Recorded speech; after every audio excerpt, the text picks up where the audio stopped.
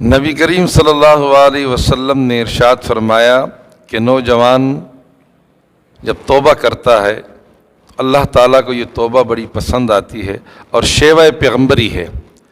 نوجوانی کی توبہ جو ہے وہ شیوہ پیغمبری ہے۔ تو نوجوان چونکہ اللہ تبارک و تعالیٰ کے محبوب صلی اللہ علیہ وسلم نے ارشاد فرمایا کہ جب نوجوان اللہ کی بندگی کرتا ہے، اللہ کی یاد کرتا ہے تو وہ شیوہ پیغمبری حاصل کرتا ہے۔ اس لیے کہ نبی کریم صلی اللہ علیہ وسلم نے یہ پیغامات مختلف مقامات پر دیے ہیں کہ کیونکہ یہ نوجوان نسل یہی ہمارا اثاثہ ہے۔ جب نوجوانی اور بچپن یہ دونوں زندگیاں دین پر ہوں اور دین کے مطابق انہوں نے اپنی زندگیاں گزاری ہوں، نمازوں کی پابندی کی ہو، قرآن پاک کی تلاوت، لیکن یہ بچپن سے گٹی پلائی جاتی ہے۔ اور نبی کریم صلی اللہ علیہ وسلم نے کیا فرمایا کہ اپنی اولاد کو 3 چیزیں پلا دو، ڈھیل دو ان کے دلوں میں، اللہ کی محبت، رسول اللہ کی محبت، قرآن کی محبت، اہل بیت کی محبت، یہ ان کے اندر ڈھیل دو، بچپن سے گٹی دے دو۔ جب بچپن سے ہی ہماری گٹی ہوگی تلاوت قرآن، نبی کی محبت، اہل بیت کی محبت، تو نہ ہمارا عقیدہ خراب ہوگا نہ ہمارا ذہن خراب ہوگا۔ لیکن آج جو ہماری مائیں ہیں، ہماری مائیں بہنیں، الحمدللہ ان کے ہاتھ میں ریموٹ ہوتا ہے، ٹچ موبائل ہوتے ہیں، جس کی وجہ سے بچے بھی ان کے ہاتھ میں کارٹون دیکھ رہے ہوتے ہیں۔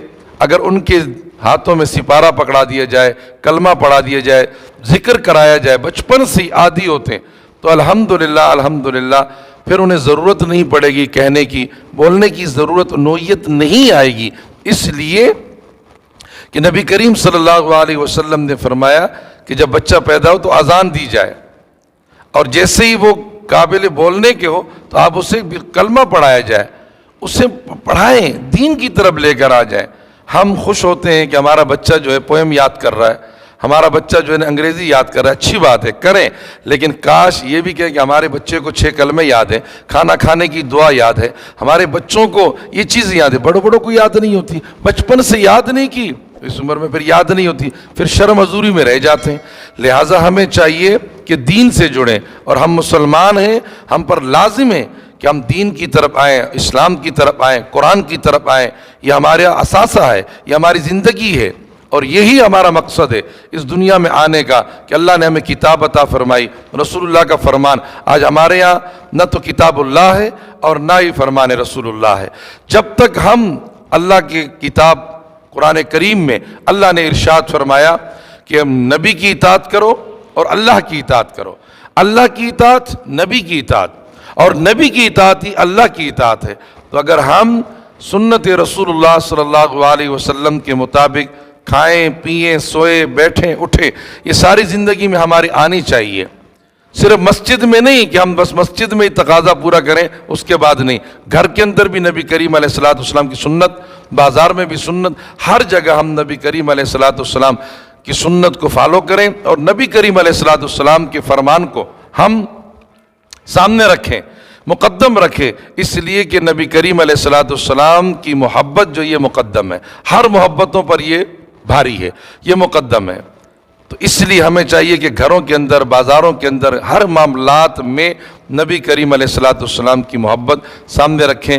نوجوان طبقے سے میری یہ گزارش ہے کہ وہ اپنی زندگی کو پاک کریں، اپنی جوانی کی حفاظت کریں، اپنی نظروں کی حفاظت کریں، اپنی زبان کی حفاظت کریں۔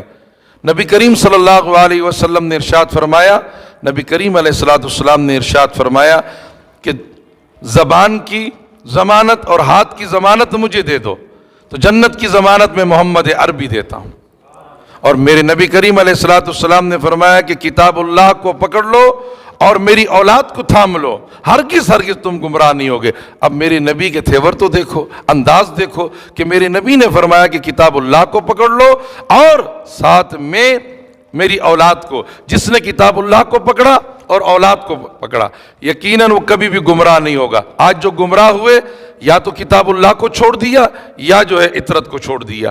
تو اس لیے گمراہی، اللہ کے رسول صلی اللہ علیہ وسلم نے فرمایا کہ اگر بچنا چاہتے ہو تو اپنی زبان پہ کنٹرول رکھو اور اپنے ہاتھ پہ کنٹرول رکھو. زبان محفوظ ہے، ہاتھ محفوظ ہے، میرے نبی نے کہا جنت کی ضمانت میں دیتا ہوں. اور کتاب اللہ کو اور اولاد کو، دونوں کو تھام لو. اس دنیا میں بھی تم گمراہ نہیں ہوگے اور اس دنیا میں بھی تم ناکام نہیں ہوگے. یہاں بھی کامیابی ہے، وہاں بھی کامیابی ہے. تو نبی کریم صلی اللہ علیہ وآلہ وسلم نے ہمیں یہ تعلیمات دی ہے. ہمیں چاہیے کہ نبی کریم علیہ السلام کی تعلیمات پر ہم پورا اترے اور عمل کریں. اللہ تعالی عمل کی توفیق عطا فرمائے.